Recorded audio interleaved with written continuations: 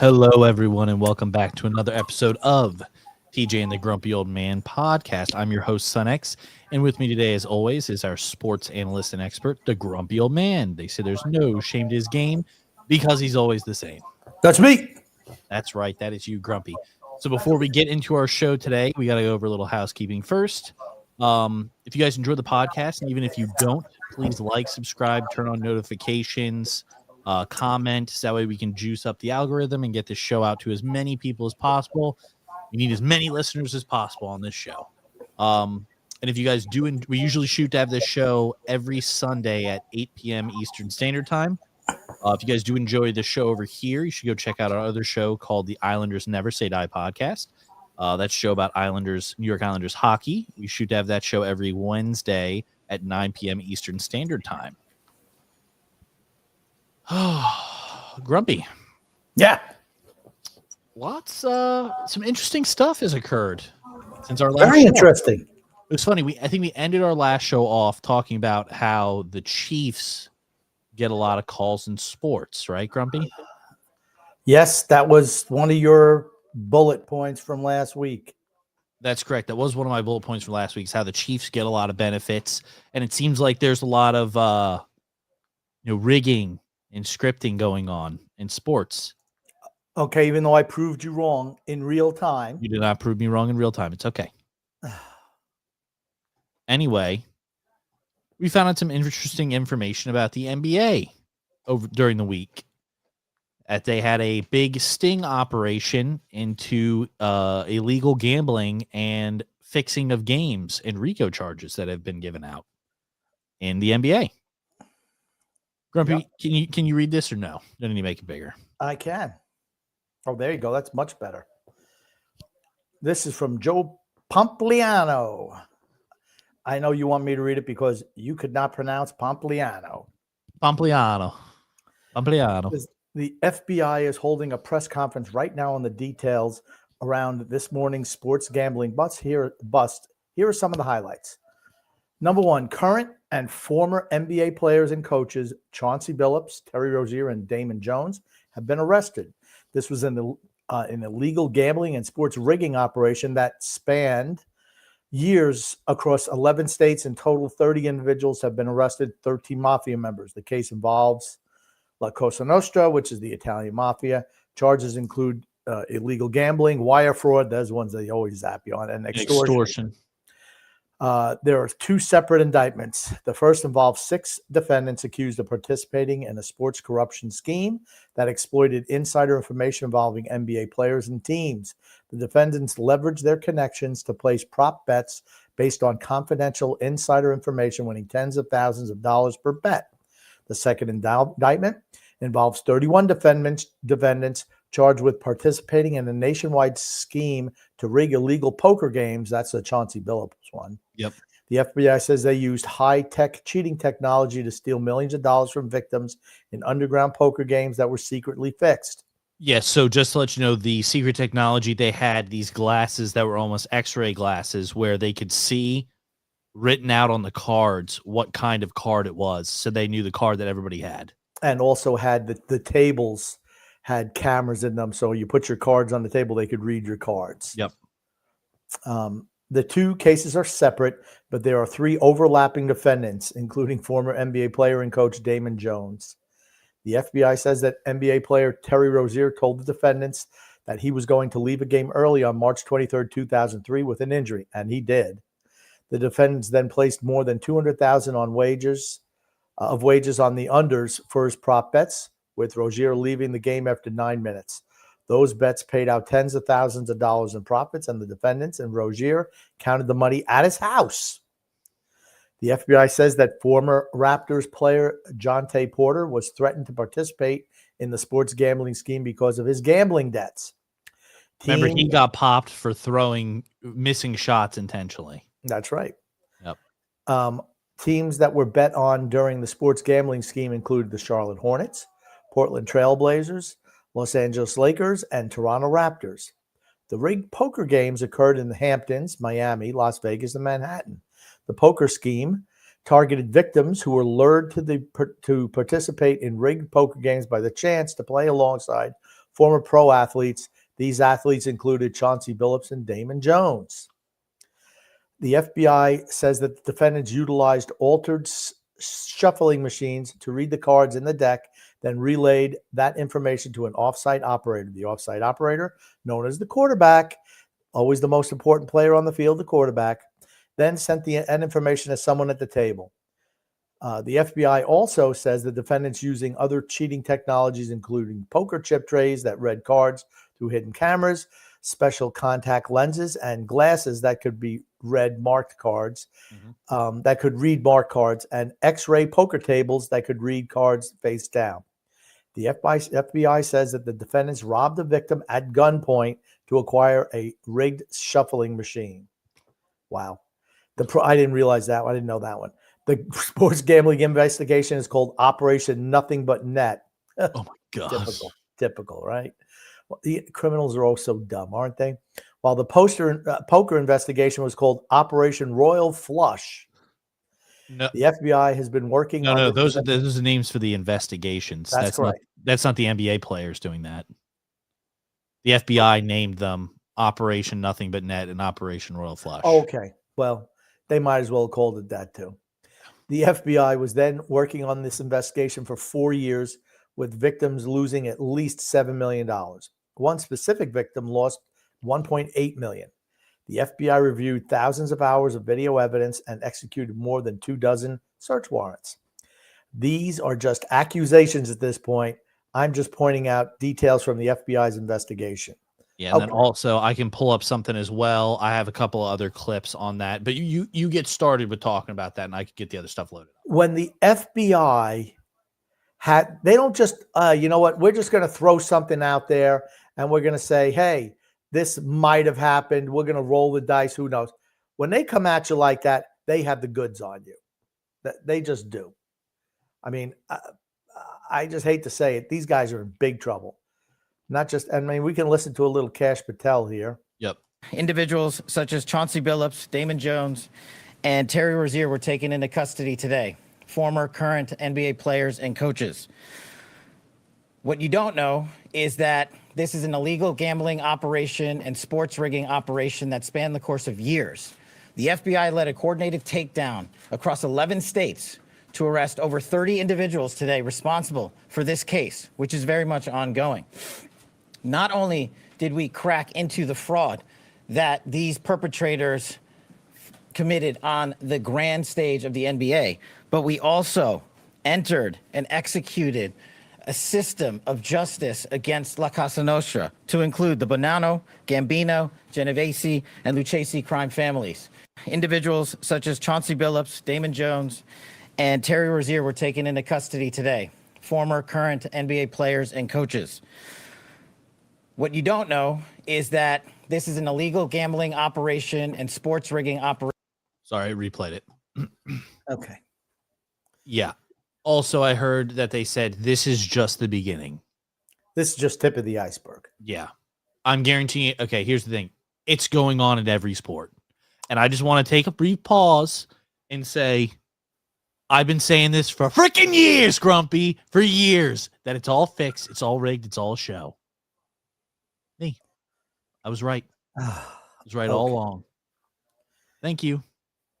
Just say it. What do you think? What do you think? Why do you think this is such a big deal? Now, I think it is a big deal, but why? Why do you think it's a big deal? Because I have my own reason why I think it's a big deal. Why do you think this is a big deal? Sports now lose validity. Plus, it's thievery. Okay. When you're questioning, in other words, you're questioning the integrity of the sport. Yeah. Okay. Yeah, they lose. They're no longer valid. How does this happen? People want to make more money. When sports leagues are involved and are actively taking money from gambling organizations, the players look at it as, well, you know what? If they're going to get their piece of the pie, I'm going to get mine. I just think that's the way a lot of people look at things. First of all, they never think they're going to get caught, right? And I think And when you see more of these, you saw that the NCAA said that now college players can start betting on sports. Yeah, really bad. There's a reason why gambling has been the death penalty for anyone who did it in sports. There's a reason, because when the perception is that your product is not on the up and up, there's a backlash against it. Yeah. And this is the problem. And I think it's absolutely in every single sport. I think every single sport has an issue. I think every single sport has a fix to it somehow. Absolutely, I do. I think when there's gambling involved, there's too much risk of, let's say you get in trouble.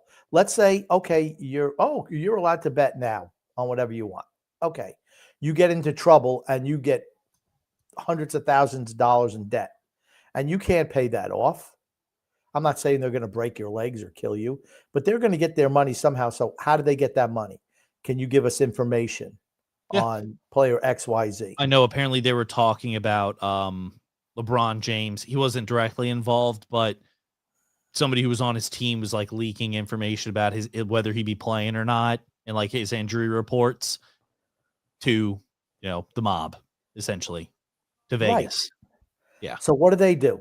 They adjust their lines accordingly, right? Yep. All right. Like the Terry Rozier case was really bad.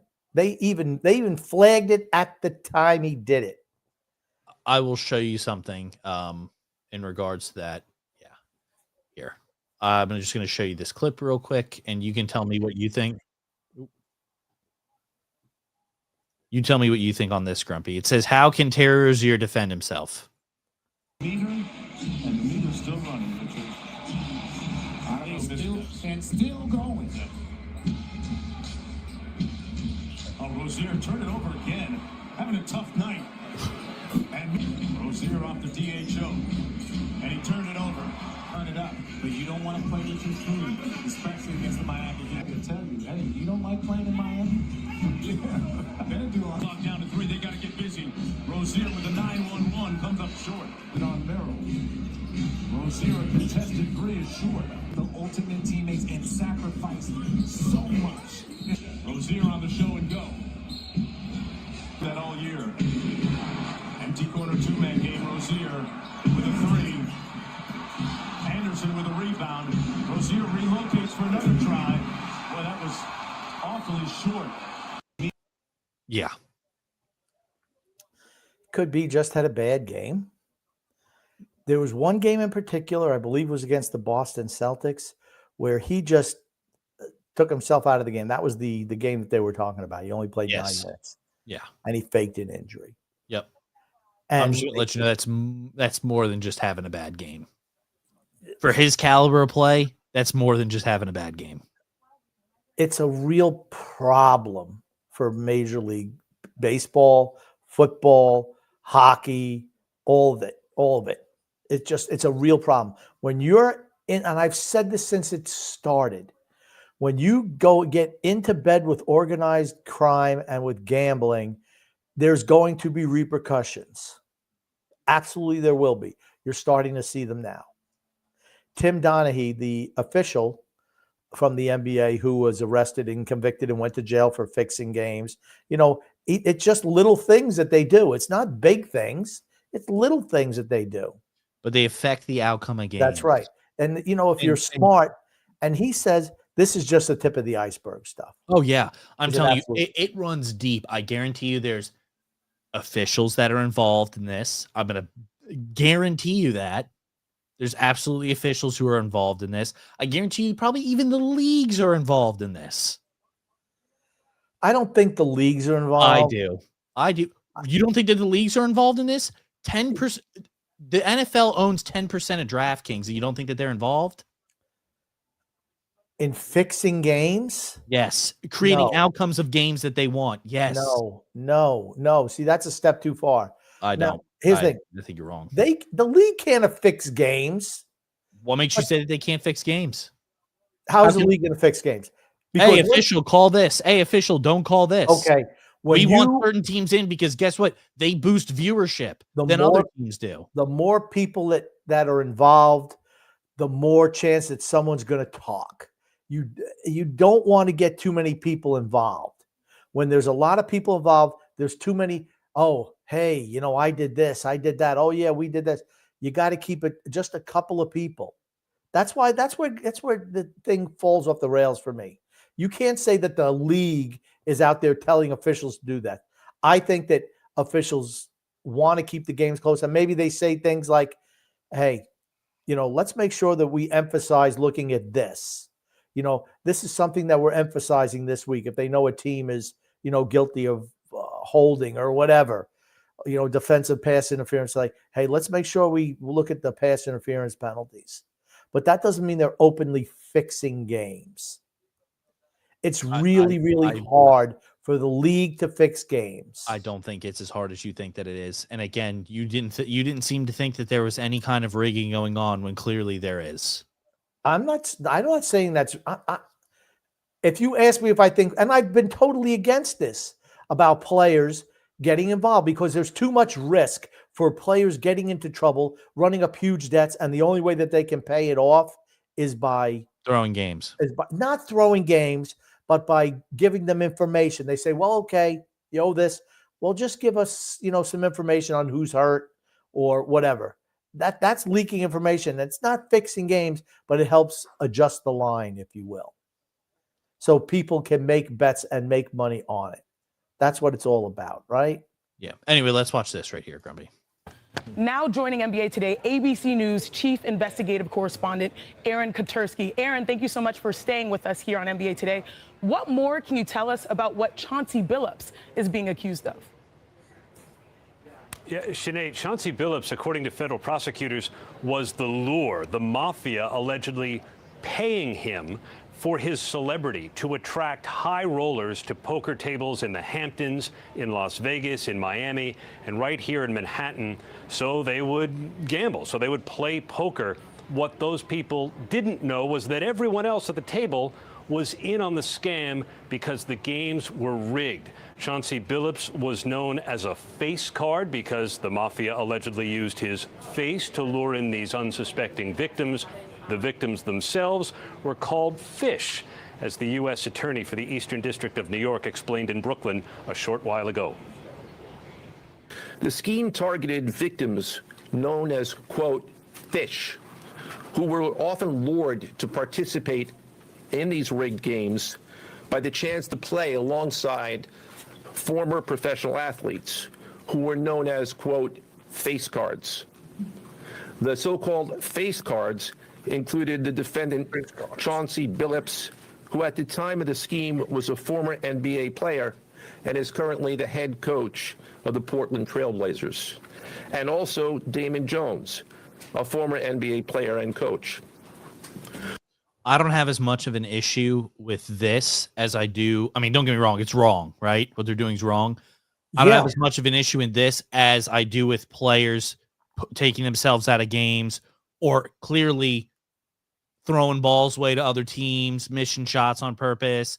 I have more so an issue with that than I do with, I mean, don't get me wrong. The other stuff's bad. I 100% agree and think that it's wrong. But I think the impact of somebody throwing a game or taking themselves out of a game affects a heck of a lot more people than just one individual at a poker table. Okay. They're both crimes. I'm not denying that they're both not crimes. I'm not saying that they're both not bad. I'm just saying I think the impact of a player taking themselves out of a game early screws over a lot more people than one person at a poker table. That's me. Okay, but you're probably making more money when you got, that whale out there that you're trying to take down. I mean, that's, it's all about them making money. Yeah, I mean, I don't get me wrong. I understand what you're saying about the whale, but let's say 500,000 people lay in a bet on, Terry Rozier to hit his plus on his points, right? His points per game. But then it doesn't pay off. You see, it's a limited number of people who are in on that. There was like him and a few buddies, and they counted up the money at his hotel. I thought they were providing this stuff to like DraftKings or to like the actual bookies. No. Okay. They perpetrated that, Okay. or let's Terry finish. Rozier did, and they placed bets with DraftKings.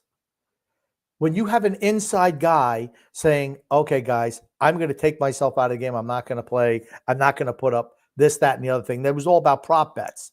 So Yeah. if Terry Rozier is averaging 20 points a game and you bet, okay, Terry Rozier is only going to have, he's going to have under 6 points and under 4 assists and, no steals. Well, those are prop bets that can pay off for you. But the only one who's in control of that is Terry Rozier. And if he, has a couple of plays he makes and he goes off with an injury, you cash in. And they did. And he actually left the arena before the game was over to contest and to cash in those bets, take that money and split it up. I Do mean, you think that he should be allowed to play? no, absolutely not. That's my point. Gambling has always been verboten in sports.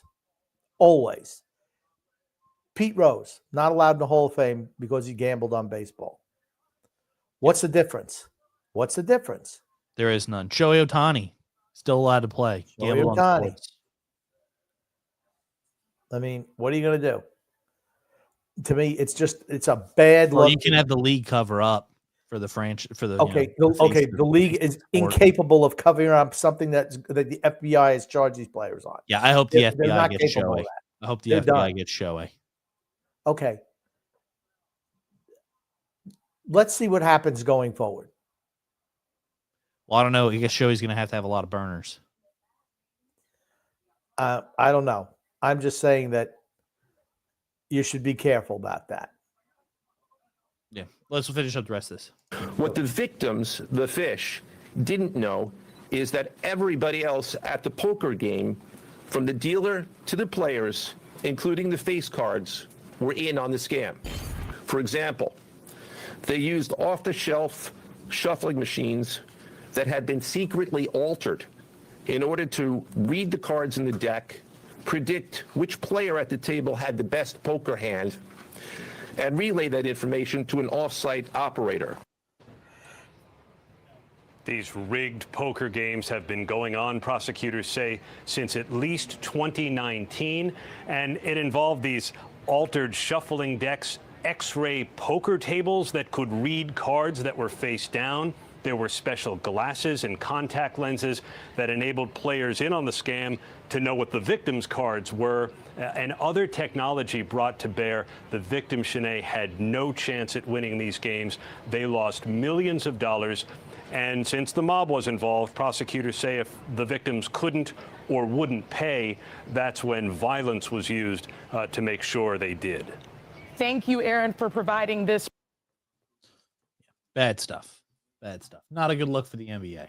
And to think that no one else is doing this or has done this in the past, Foolish. you're just being naive. Yep. And it's absolutely every sport. How It's many going times on do you in see every single sport, correct? how many times do you see a player just really have a rotten game? Or strike Like a out, really bad game. It's not very often. or strike out 5 times. Yeah.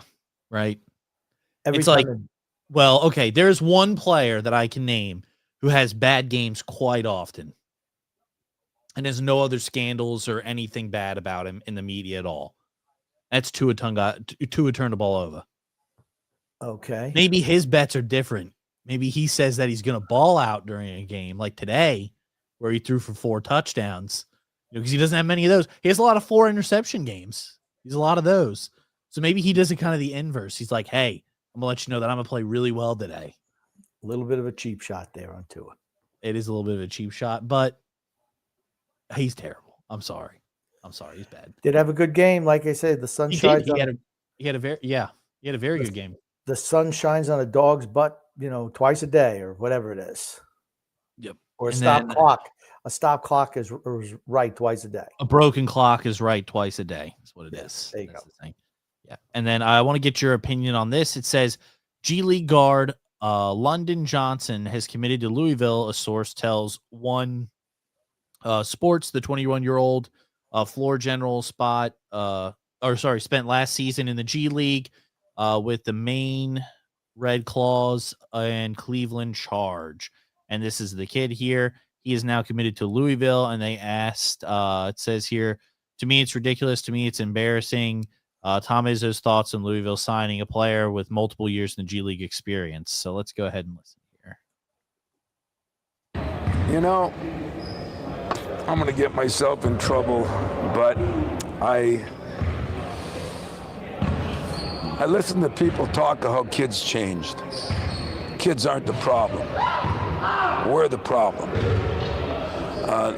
This was sprung on us again yesterday, where a guy can be in the G League for 2 or 3 years, and then all of a sudden he's eligible. Most of my people knew nothing about it. I don't think our commissioner. I mean, I am not real excited about the NCAA or whoever's making these decisions without talking to us, just letting it go because they're afraid they're going to get sued. So you're right. I said that this really bothers your coach if you're Michigan State fans. But if you want a silver lining in a cloud, I am going to call Magic tonight. I'm going to call Jaren Jackson, Miles, Gary, Max. You know, this just goes to show you how ridiculous people that are in power make decisions. I mean, you know, and I'm going to get killed because someone's going to say, well, if they go pro, it doesn't work out, shouldn't they be able to come back? No. Well, what about the freshman you recruited there? That's somebody's son. And he thinks he's got himself a good place, and all of a sudden, shazam, they pull out of their hat and bring a 21 or 22-year-old in.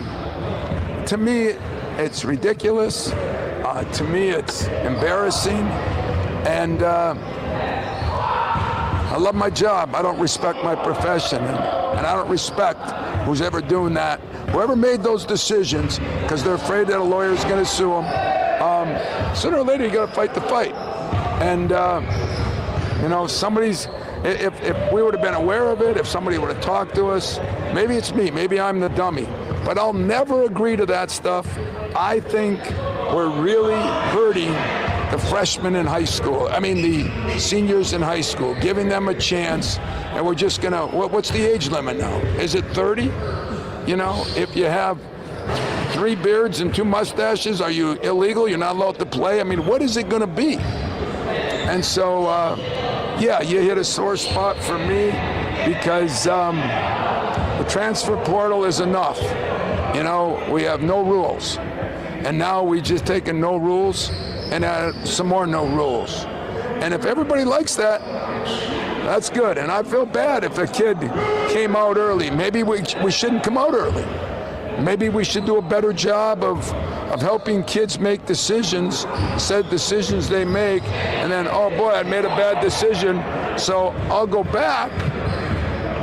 But the unintended consequences are the kids that are there will now get screwed and not have an opportunity. And then they'll be transferring, and then we'll have this circle. So I do not know everything about it. I cannot believe that this was sprung on us yesterday.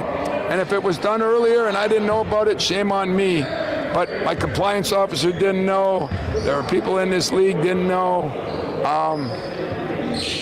The NCAA's got to regroup. They got to regroup. That's my opinion. Only my opinion. So don't be mad at anybody else. Be mad at us. But I'm not going to be mad at the players. I'm going to be mad at the adults in the room. And so don't blame the players anymore. Blame the adults that make the decisions that allow some of these ridiculous things to happen. And then the unintended consequences hurt kids that are trying to do it the right way with a process, not jumping around. And that's my 2 cents. So put that wherever you want it. What are your thoughts on that, Grumpy? He's going to get in trouble. I think so too.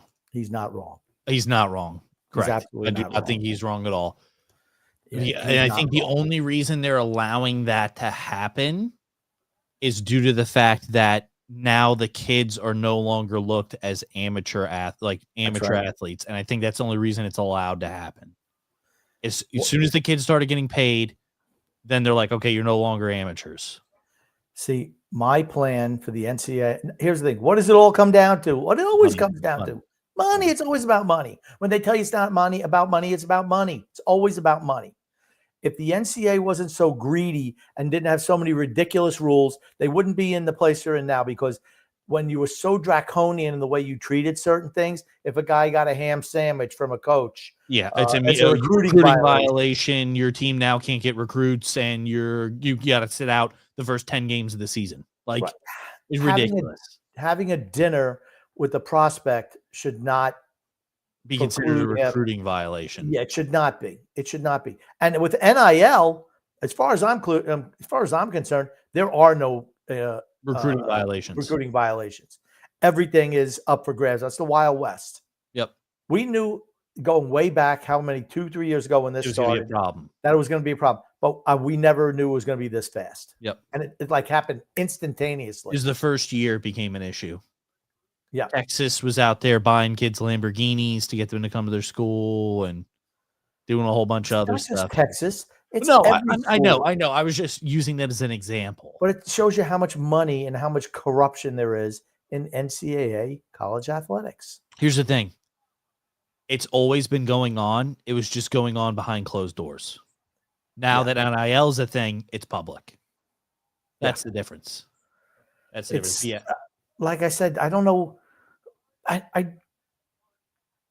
What are you going to do? The genie's out of the bag, though. The genie's out of the bottle, though. You can't put it back in. Yeah, the NCAA was scared of going to court. I think the one sport that changed it where the NIL came and became a thing was actually college basketball. That was the big sport that changed it. They noticed that, oh shit, a lot of these really, really good recruits that are coming out of high school are now going overseas to go ahead and play and make money there for a year and then go to the NBA, as opposed to going and playing in college and getting us our viewership that we want with those big name players. And specifically who I'm referring to is LaMelo Ball. Yeah, I don't think that has anything to do with it. I absolutely think that has to do with it. They were losing a lot of top tier talent that went overseas to play. The numbers are still big. The numbers are huge. They weren't though. Okay, most of the best players in the NBA, where do they come from? Now? Yeah. Europe. That's right. That's exactly right. It's not like American players are that great anymore. They don't play fundamentals. But here's what started that. The NBA used to disagree. They used to have the the hardship clause where you could play 3 years in college and declare for the draft. And they had to pass some sort of test to be okayed for that. I think Bob McAdoo was one of the first ones when he played at North Carolina that got that exemption and got to go to the pros early.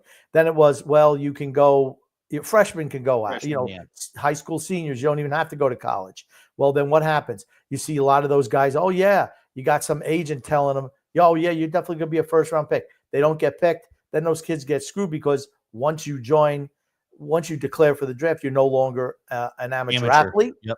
And therefore you cannot go back to college. Yep. Now they're screwed. I mean, you know what? I always said what should happen is you get the amount of money that it takes for you to go to that school for a year. Room, board, classes. You can either spend it on the education. Well, do you think that they should get the scholarship on top of that or no? No. And then they can use it any way they want. But the whole thing think is that they should be allowed to play for the team but not attend the school. Yeah, if they just want to take that money, because you're not going to be able to get that back. It's never going backwards, ever. They agreed to it. The NCAA agreed to it. Yeah. With the NIL deal. So it's never going back. So what you do, let's say a school costs $100,000 a year to go to. Well, kid, you get $100,000. You can either have a full ride as a scholarship athlete. You can put it towards your degree, or you can just pocket that money. Let me ask you this question, though. On jersey sales, on pictures that are sold to the players, on all of that, do you think that the kids should get a percentage of that? The kid should get every single penny of that money. It should not go to because of the schools. Team. That's the problem that the NCAA had. They were making money off of these kids, and they were not cutting them in on a deal. That's why they lost. If they had been upfront and not marketed that and made money through it, through EA Sports and whatever else they were doing and selling, they could have just said, nope, amateur athletics is like this, just like the Olympics used to be. Amateur athletics, period. End of sentence, end of stories. They could have gotten away with it. The fact that they got greedy and started making money off the kids and not cutting them in, that's what started this whole thing. And rightfully so. The NCAA got greedy and they wanted to get kicking them right in the face. Yeah, I think that's the only reason, as I said earlier, that's the only reason they're allowing that kid to come back and play is because the athletes technically are no longer considered amateur. Because I was like, hold on, wait a second. This guy went ahead and played in the pros. I was like, he loses his amateur eligibility. And then I was like, well, scratch that. NIL has made it where no kids are amateur anymore because they're all getting paid. So, and you should not be allowed to bounce around from year to year. Yeah, they've had a couple of conversations on other podcasts about this where a lot of people think that you should only be able to transfer twice. Once. They said twice. Once. You can only go to a school. If you want to go pro, you only have to go to school for 3 years. If you need to transfer more than they're one, talking about like in football or you realize you can go as I know, but that's if you're okay. But that's if you're good enough to get drafted. Well, why are they bouncing around? Because they want to make money. And I agree. That's why they wanted to limit it down to twice. Once. Yeah, fair enough. You made the wrong choice once. Okay, you're not double and triple dipping. Because then I'm against the players on that. Speaking of college football, I don't think I've ever seen this before, Eddie says. Brutal. First half stats for Colorado against Utah. Utah had 398 total yards of offense, 260 rushing, 138 passing, 16 first downs, possession 1836, with a total score of 43 points. Colorado, total yards minus 18, rushing yards minus 41, passing yards 23, 3 total first downs with 11-24 time of possession with 0 points. Holy cow. How long before Sanders gets the axe at Colorado? He's not going anywhere. You think they're going to keep him? Yep. What's the record this year? He brings in what's it about? Money. He brings in too much money to Colorado, the University of Colorado. Why would they fire him? Okay, they're having a down year. Okay, he's still Deion Sanders. People want to play for him. I don't know. I guess you're putting not players that want to win championships, but guys who want to, learn how to be a better cornerback or a better defensive player. Or, hey, Deion has information from around the league, stuff like that. And this was breaking news that just broke right before we actually started the show today. It says breaking news. LSU head coach Brian Kelly was informed of the school's intentions to dismiss him from his position today. The school is expected to inform the team of this development tonight. Talks about the terms of his departure are expected to continue. They lost to, Texas A&M yesterday, I think it was. Whacked, didn't they? Yeah. Well, it was close, and then Texas A&M just took off on them. They had that big, I think it was punt return or kickoff return for touchdown. A&M did, and that was it. That was the game after that. Yeah, they're. I think they have 3-4 losses on the season now. What have we always said about Brian Kelly? He's a liar. He's fake and he's phony. He absolutely is fake and phony. I want y'all to come down here. He's from the Northeast, and you're talking with a Southern twang at your first press conference. Yeah, they lost this year to Ole Miss. They lost 24-19. Ole Miss is good. They have a really good offense. They lost to Vanderbilt the week before that, which was 31-24, and they lost to Texas A&M yesterday, 49-25. They got killed. Okay. They got beat by 3 really good teams. Yeah. Yep. I mean, I don't like him because he's phony and he's a fake. Agreed. But that doesn't mean he can't coach football. And they got beat by 3 teams that are in the top 15? More than that. Vanderbilt's going to be in at least the top 10. A&M was number 3 when they beat them, and Ole Miss is probably going to go into Ole Miss was higher than Oklahoma, so they'll be in the top 10 this week. Okay. At 6-1. They were 7. They were 7 this week. They're not dropping after beating Oklahoma when they're I don't know what they were this week. Let's see. Yeah, long story short, I'm not saying that he deserves to lose his job, but it's a tough business. right? Ole Miss was 7 this week. Yeah, they're not Okay. dropping. So No. So, I mean, it kind of just is what it is. The thing that bothers me most is just phony and a liar. a liar. Phony. Exactly. Bye-bye, Brian Kelly. Yep. Bye-bye. See ya. And now, Grumpy, this little video here says, this is why every youth football coach tells you to get the hell away from the ball when you hear fire. Now, look at the score, 27-27. BYU against Iowa State. Out of throughout the course of this season. Would have been his first pick. Instead, it leads to a punt, and Flora will let it bounce. And BYU will let it roll. And now hit a foot for Iowa State. Oh, my goodness. BYU football. Oh, it's so over. Benny Nagoy. That is how Iowa State lost that game, by the way. Terrible. Terrible. What should they do with that kid, X? What should they do with that kid? Yeah. Pack your bags, buddy. Actually, they ended up losing 41-27, so they didn't score after that play. Oh boy. Yeah, bad. That probably killed it for them. Well, momentum. It's a big momentum shift. Momentum really plays a part in college football. It absolutely Yes. Stadium and atmosphere, like people don't think it really does. It does more so than the NFL. Absolutely more so. College athletics always has more excitement. Yes, I agree. We also have some other interesting LSU information. LSU linebacker Harold Perkins will sit out the remainder of the 2025 season following the Tigers' 5-3 start, stating he needs to, quote unquote, figure it out. Speculation suggests he may enter the transfer portal this week. Maybe that's something to do with Brian Kelly going to be getting the Bootorama. Who knows? Could. I don't know anything about this young man. He's good. He's good. Okay. I don't know if he can go pro if he's been, in college for 3 years. But certainly if he has, I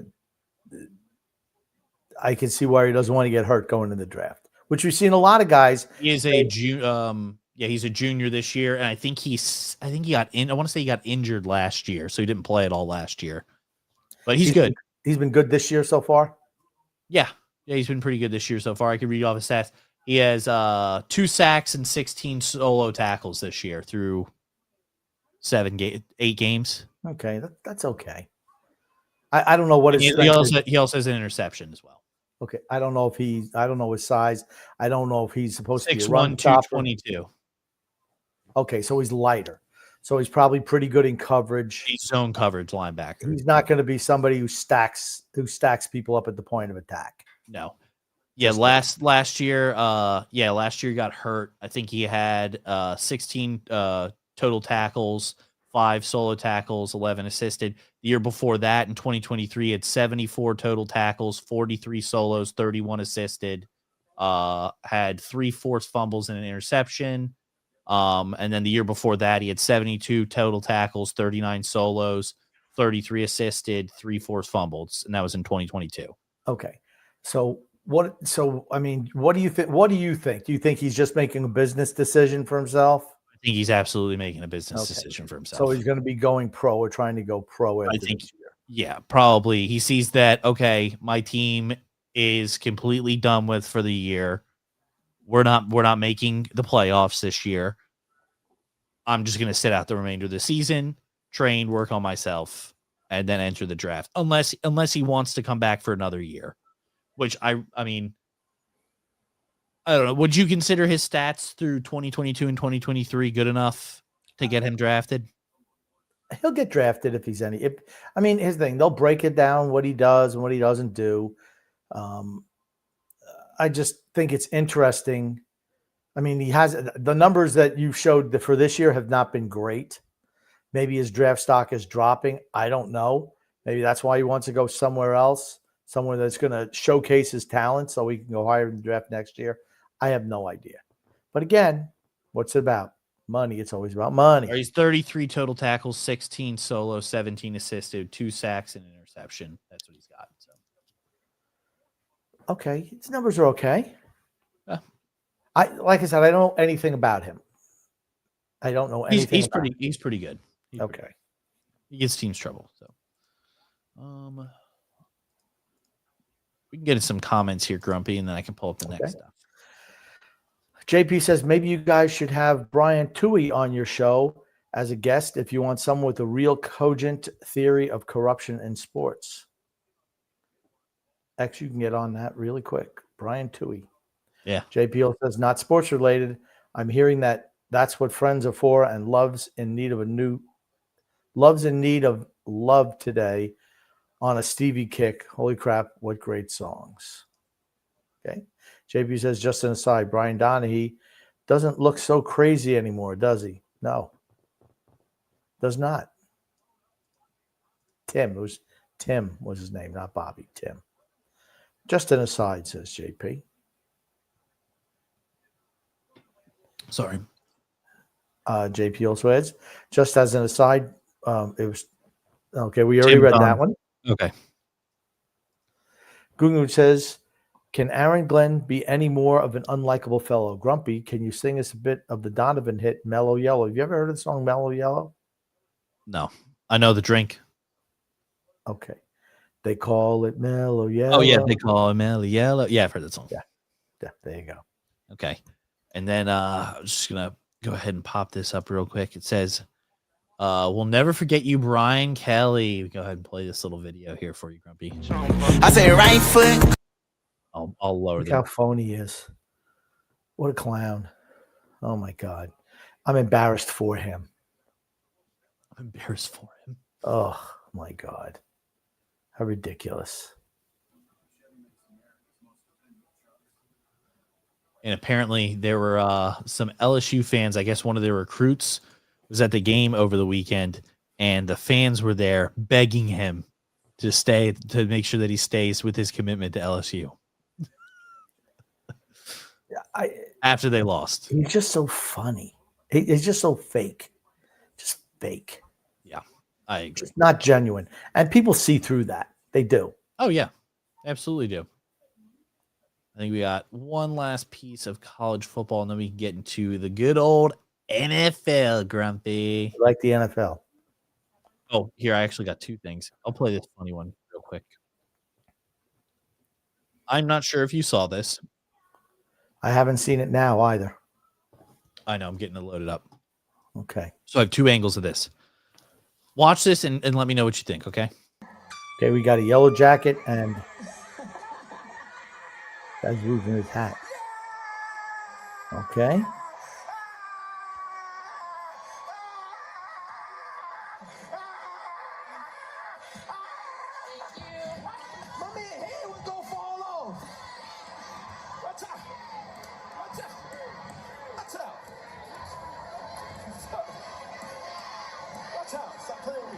Hey, we good. Stop playing with me. We good. Scales. Had some speed on them. Dusted them. Look at all I see. Consoling them. All right, now. You know? Yeah. Go back? Okay. Oh my God. So that was the first clip, and then here's another angle of what occurred.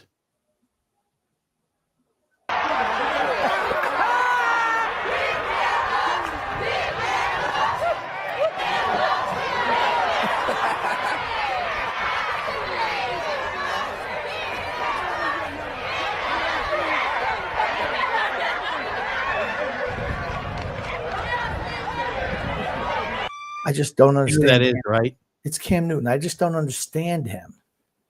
Trying to fight with a mascot. I mean, I just don't understand it. Ugh, he's ridiculous. He's ridiculous. Oh my God. Yeah, literally. And then somebody posted let's see, yeah, this picture down here at the bottom. Oh my God. He's insane. I mean, the mascot, what was he doing? I didn't think Knocked his hat off of his head and he lost his mind. That's what happened. He knocked his Rogaine hasn't kicked in, or maybe his little carrot tops are just, who knows? Yeah, he knocked. You know, those carrot tops are not real hair, though, right? Yeah. I was just saying he knocked his hat off his head and he lost his freaking mind. Yeah, he was really, really pissed. I mean, what does it matter? Yeah, I'm just like, dude, chill out. I was like, first off, you're on national television. What are you doing? Yeah. Like, use your brain, man. Come on. Be smarter. Yeah. And then this one, you'll get a kick out of this, Grumpy. They have do you know this famous meme? Well, would you look at this? Do you see who posted it? Greg Jennings. Do you know the Greg Jennings meme? Well, it's like a video. It's like a viral video. I don't. Was he a former wide receiver, wasn't he? Yes, for the Green Bay Packers. Green Bay, yeah. There was a thing where somebody was playing a Madden video game, and they at Greg Jennings caught the ball, and he recorded. He's like, "Look at this. This is one of the last plays of the game. Greg Jennings catches the ball. It's like he broke his. He says that word, broke his effing leg. He's like, look at him holding his shit, and he's hobbling to get to the end zone. His little character in Madden." And this guy did a whole thing that became super viral and super famous. So Greg Jennings, I thought it was funny, posted and said, well, would you look at this? And we can go ahead and roll the clip here for you. Could be a double pass here. It is. Jolie is wide open. And he comes up late. Can he get into the end zone? Yes. Good for him. Yeah, because that's the exact play that happened in the Madden game where his character went ahead and like blew out his leg or whatever, broke his leg and was hobbling towards the end zone. I just thought it was funny that he even knows about the video that's about him and then went ahead and posted that. I thought that was funny. Okay. Wow. Yeah, you're too old to get that. So. Yes, I have no idea what that's about. I'll get back to those comments. We can roll through. That was the last little bit that we had there for college football. So we can go ahead and roll through some more comments. Grumpy, how you doing, Ryan? Ryan Richards says hello. JP says they call me Mellow Yellow. Song about smoking banana peels. Goon. LOL. How's Grumpy doing? Hanging in, surviving. Goon says Nick Mangold, rest in peace. 41 years old, former. I don't know if he made all pro. I think he was 7-time Pro Bowl center. Nick Mangold. That's not all pro. Okay. Pro Bowl's not all pro. I know he made Pro Bowl, but 41 years old died due to complications from kidney disease. Yeah, and apparently it's very sad. He put out like a social media post. He couldn't find a donor. Was the thing. He was looking for somebody who could donate a kidney to him and couldn't find one and ended up passing away. Yeah, that's a shame. That's a shame. Yep. Really is. Feel bad for him and his family for certain. I know he had a wife and numerous children. Yep. With just one woman, if you can figure that out. He's not Cromartie. I was going to say no Tyreek Hill. Yeah. Okay, next. Google says, how many leads will the Islanders continue to cough up when it matters most? Son X, how well do you like your toast? Toasted. I like it pretty toasted. I like lighter toast. I mean, I don't like it like burnt, but I like it with little marks on it for sure. A little bit of charcoal where you got to scrape off the outside. No. That's how you like your toast. No, I do not. I like my toast light, very light. Really, everything else you like pretty much. That's like right. Bag of I charcoal. like everything else. I like it cooked, but toast. Cooked. I like it where there's a difference between cooked and burnt. You like your food burnt. Where the bread is still a little moist. That's right.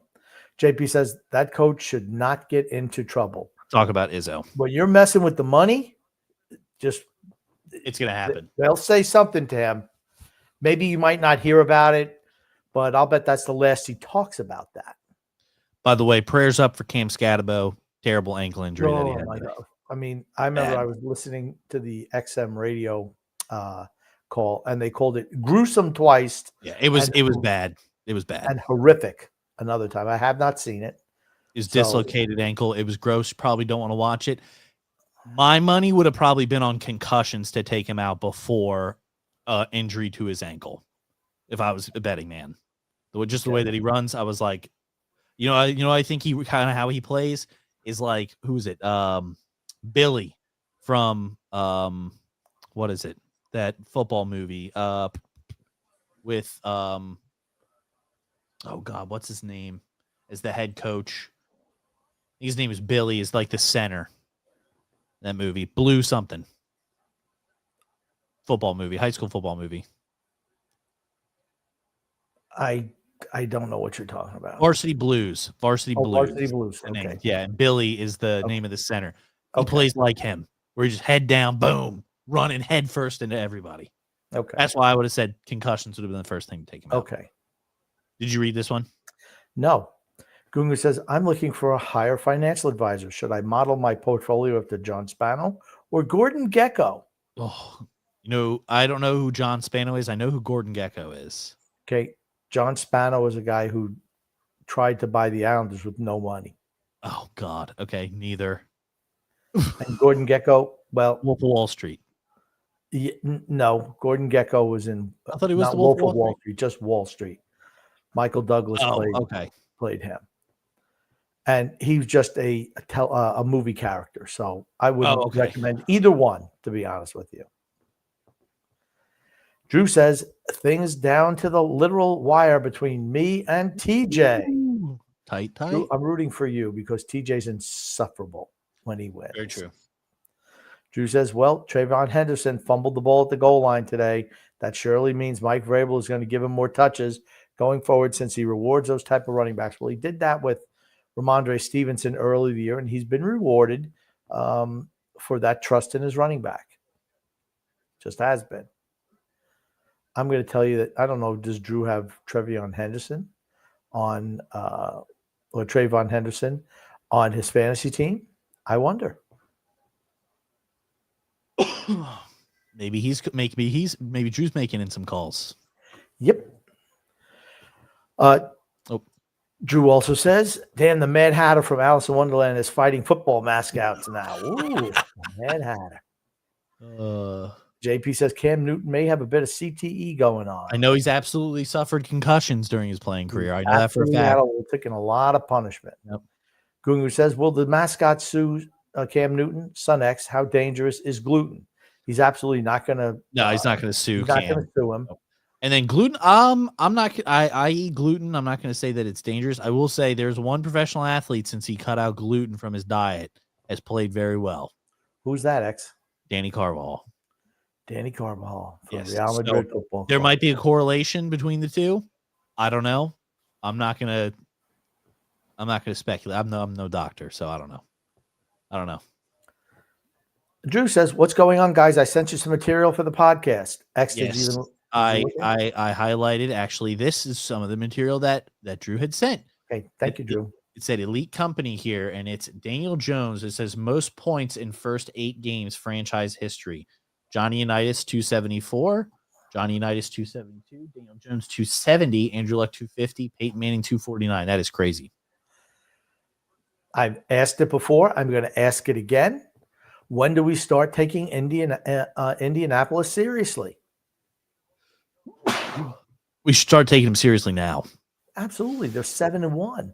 I don't know. I've been taking them seriously for weeks. I don't know who else is not on board. So many people do not take Indianapolis. I don't see how you can. I don't see how you can't take them seriously at this point. They're so balanced as a lineup. Their offensive line is better than the Eagles' offensive line.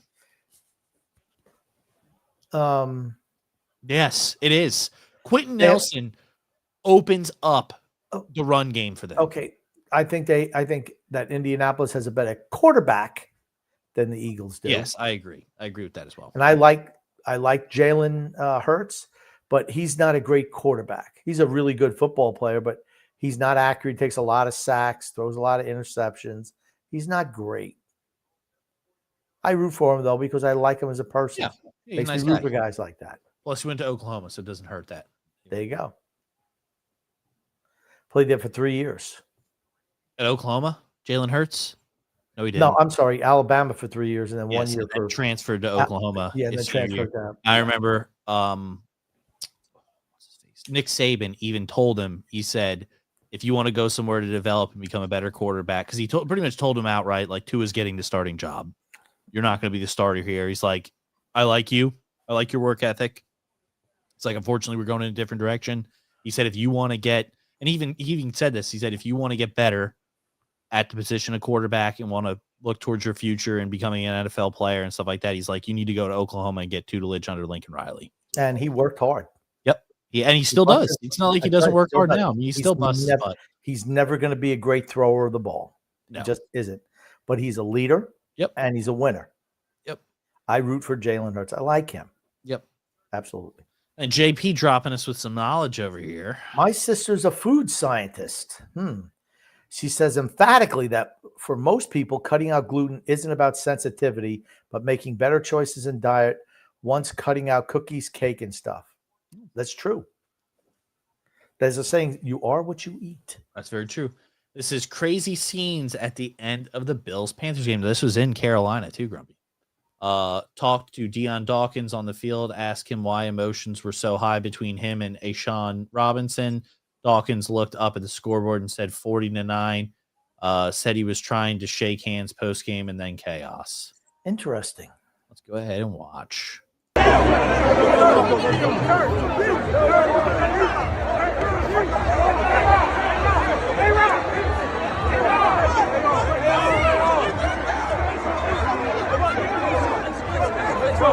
Get off me, no, it's me. Get off me, it's me. No, get off me. You know what that tells me? Dawkins absolutely manhandled him today. Yeah. Here's That's what my it tells me. here's my thing. Where was that fight during the game? Yeah, well, okay. Buffalo needed the bye week. They came out and they absolutely exploded. They sent a message, yeah, because they were struggling the last couple of weeks. Absolutely. They looked like trash. They looked like shit the last couple. They of looked like the wheels had come off. And Yes. it's Carolina. Carolina was undefeated at home, but they got obliterated today. Killed. As Steve Austin said, they stomped a mud hole on his ass. That's What? what they did today. What? What? Yeah. Thought that was interesting. And then we also had this right here, Grumpy. Give me a second. I can pull this up. It says Myles Garrett had 5 sacks today, but becomes the first player in NFL history to do that and lose by more than 3 points. Cleveland lost by 19. This is not the reason he was slamming his helmet. He was see, I hate when people do this. He was slamming his helmet because he was taken out of the game. Yep. And it said Myles Garrett 5 sacks, single game franchise record. Patriots most sacks allowed to a single player all time. Go ahead, roll it. 5 sacks, single game franchise record. I'm telling you what, unbelievable. And the fastest ever, or the most sacks, I should say, for a player under 30, but he's upset. This out. Yeah, he's upset because he was taken out of the game. What does it say about him? He wants to play. He's a me guy. He's a freaking me guy. Why? It's all about him getting more sacks. Why is the team taking him out of the game? Because the game is over. You don't want to risk injuring him in a game that you got hammered in. Hammered. I guess. They don't want him in a meaningless game where Yeah. you've been I blown guess. out. Yeah. I thought. Does he act like that whenever he comes out of the game before? No. Because the stats mean more to him than team play. Period. Man, And I'm the not Browns saying must that really he doesn't suck care about at the all. team at all, but that's what it tells me. JP says, man, the Browns must really suck. They do. They're terrible. They're the Cleveland Browns. Sorry, Brownies. We got this clip here. It says, absolutely a fumble. Fastest forward progress call in history. I'm sure there's been a faster run for the Chiefs. LMAO. Laughing my ass off. And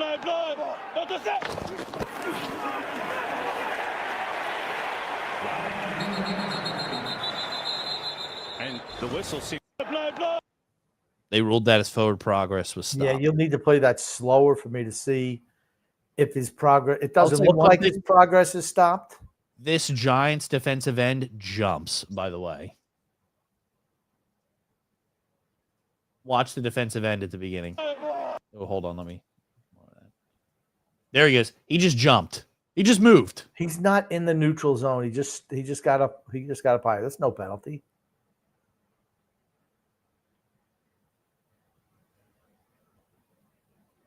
What do you think? It's close. It's close. It's close. I don't like guys taking unnecessary hits on plays like that. Yeah, just getting smoked from the side. I agree. I don't know what to rule on that.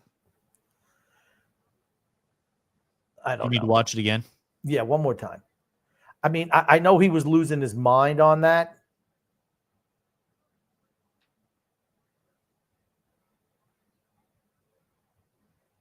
Yeah, it's so close. It's so close, honestly. It's so close. Would you rule it a fumble or no? I probably would have ruled it a fumble, but it's close. I think whatever's called on the field is what it would have stayed. That's what I think. It was really close. Did it look like he was stopped? Was he starting to go back a little bit? I mean, he wasn't down, that's for certain. That I agree. And then here, this is the same game, offensive pass interference. This is ridiculous. This is absolutely freaking ridiculous. I saw this call. It's ridiculous. But again, when you're a good team, you tend to get calls. When you're a bad team, you don't get those calls. That's a terrible offensive PI. They never call offensive PI, and you're going to call that. I mean, Yes, agreed. Mitchell was holding him going down the whole field. way down the field. I His agree. hold was like he's getting married to him. Yeah, I agree with that. If anything, it's defensive holding. Yeah. I mean, he's got his arm, his wrist held. I mean, Yeah. that's a horrible call. If anything, it's Horrible. defensive holding for certain. Yeah, I mean, he's absolutely holding him down the field. I wouldn't call it pass interference, but I would absolutely call it defensive holding, which penalty would have been declined. If you want it, They then would've you better put a ring on it. Yeah. Yeah, I agree. I think it's defensive holding for certain. Yeah, terrible. Wickerman says, do you think the Browns regret letting Baker go? He had He had a new defensive coordinator every single year. I think this is the first year ever that he's had the same defensive coordinator. I'm sorry, same Offensive coordinator 2 years in a row. Yep. And Yep, look at every how year much, he had a different OC. look at how much better he is this year than last year. It was not a mistake. In the conversation for MVP. Absolutely. And you look at it as Baker was always good. He just played for shitty teams.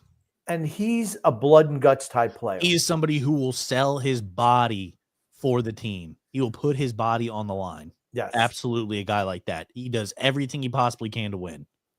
Everything. And unfortunately, his offense is really banged up right now. Has Tampa had their bye yet? I don't know if they had or not. I think it's a record 6-2. I would say no. If it's 6-2, they have not had their bye yet. Okay, because they need to get some guys back. They really do. Yeah. Well, I mean, Mike Evans is Probably out for the season. Probably out for the season with the Hamstring. no, I think it was a collarbone. Oh, okay. Because I knew he was. They originally said it was a dislocated shoulder. I think is what he had, but maybe it was collarbone. Maybe dislocated, broke the collarbone. Yeah. You know, on a pass interference play, by the way, that they didn't call. Chris Godwin. I mean, did they rush him back? Maybe. I mean, he's hurt again. He's still hurt. Yeah. It's tough. Tez Johnson has been okay. It's been great. The Mbuka kid is the new number one on their team. He is the new He's number good. one. He's really good. He's really good. The one person I'm wondering if he will come back soon, maybe after their bye week, is Bucky Irving. I want to know when his return date is. I think he'll be coming back soon. Yeah. Because, I mean, I think Rachaad White's doing fine.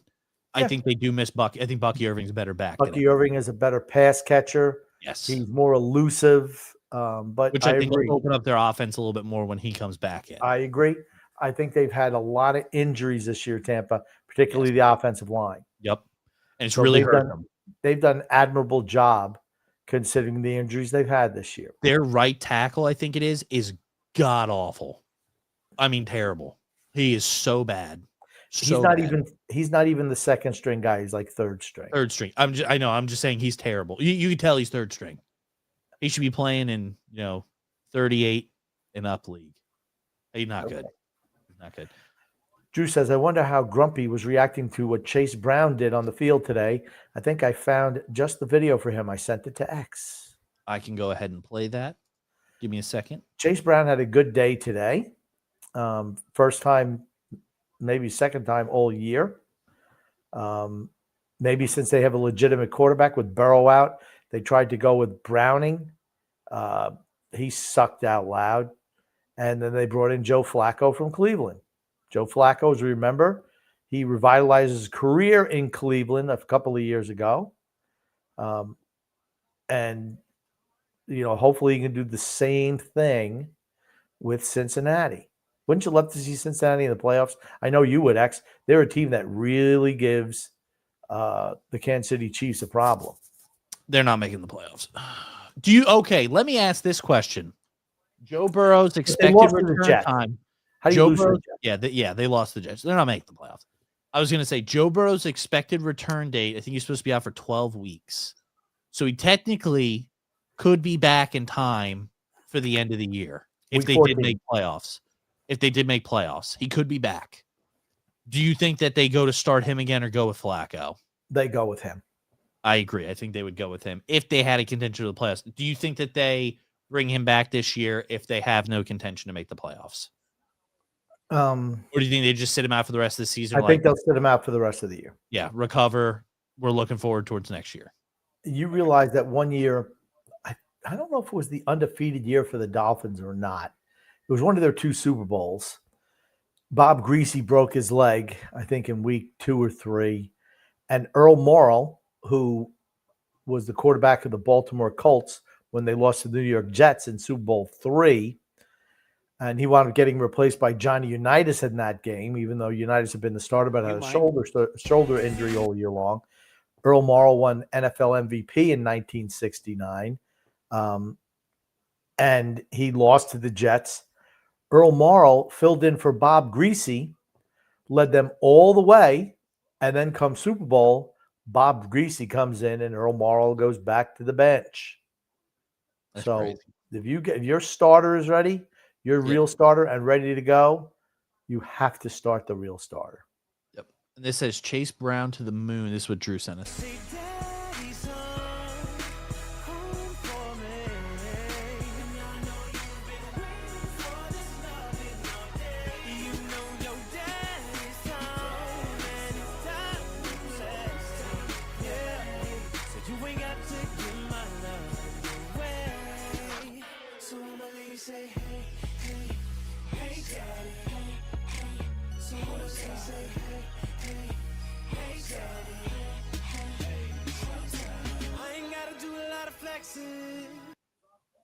Do you mind paying your employees?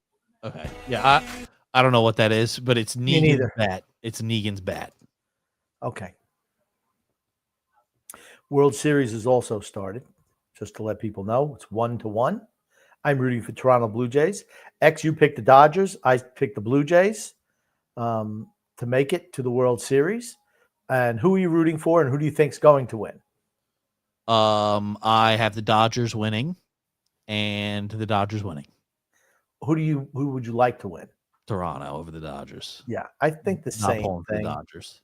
I just think that the Dodgers pitching is just better. What's the series at? 1-1. It's going to be the Dodgers who win again. Okay. Get ready. And they'll probably win again next year. Gungun says, are the Jets stupid enough to bring Glenn back next year? And have a say in the draft? Are they up the creek without a raft? I don't think No way Aaron Glenn should come back as coach. Agreed. I don't think he comes back as coach. Their team is terrible. Cincinnati beat themselves down the stretch.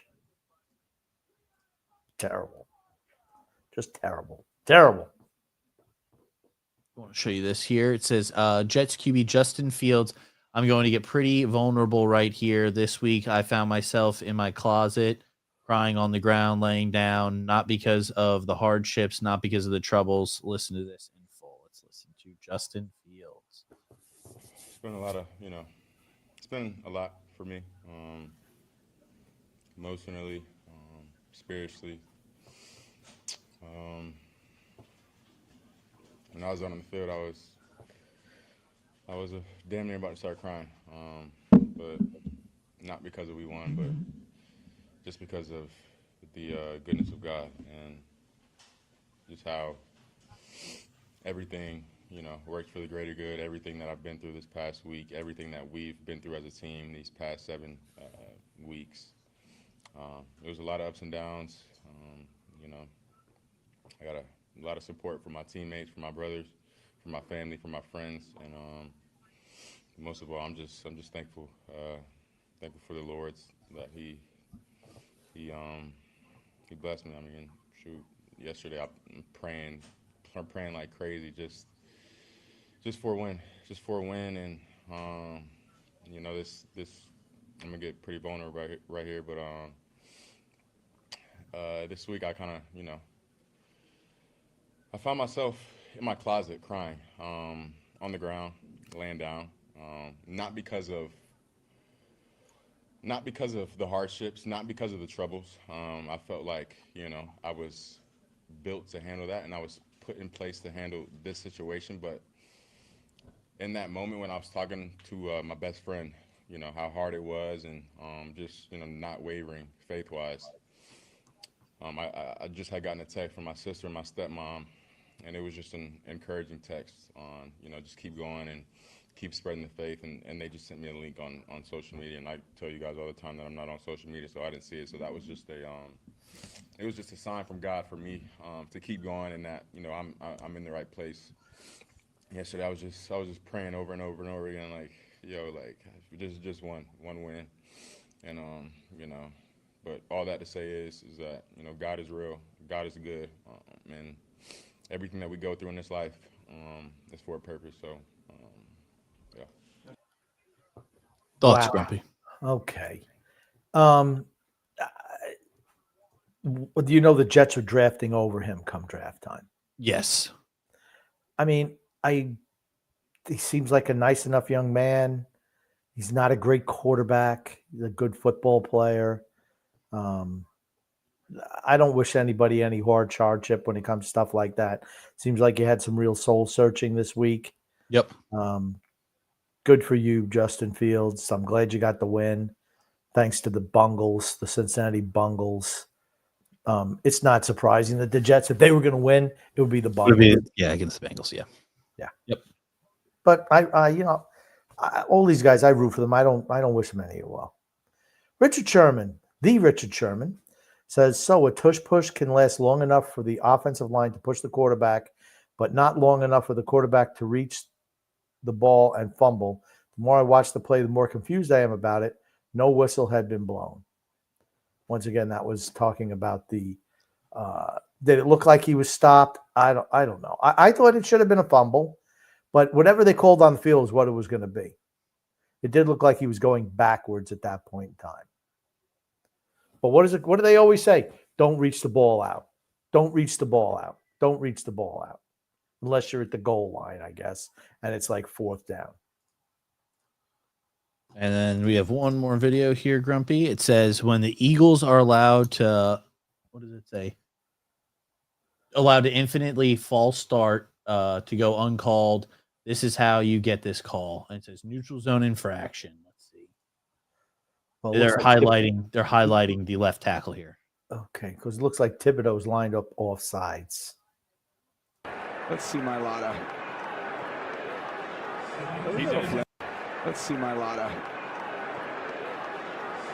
He absolutely flinches. Again, don't know where he's lined up. Abdul Carter, I have no idea where he's lined up on the line. But definitely left tackle flinches. Well, I think that was Thibodeau. Isn't Thibodeau number 5? Oh, maybe that is Thibodeau. I thought Abdul Carter was a right end, though. Well, if never mind. Abdul Carter would be over here. It's the left end, I think. Yeah, he's a left end on that side. Yeah. Could be over there. Let's see my Lotta. He definitely flinches. Definitely does. Okay. You don't think that? Watch. Look at the tackle. I'm looking. Let's see my Lotta. You not see him rock? He was rocking back a little bit. Yeah, he flinches, and that's why he jumps. I don't blame him for jumping. Okay. I mean, and the last comment of the they night, got blown out. They got blown out today. That's I not agree. the reason why they lost. Guggenwood says, but seriously, could the Islanders improve and be better than we thought? Are the Rangers fans distraught?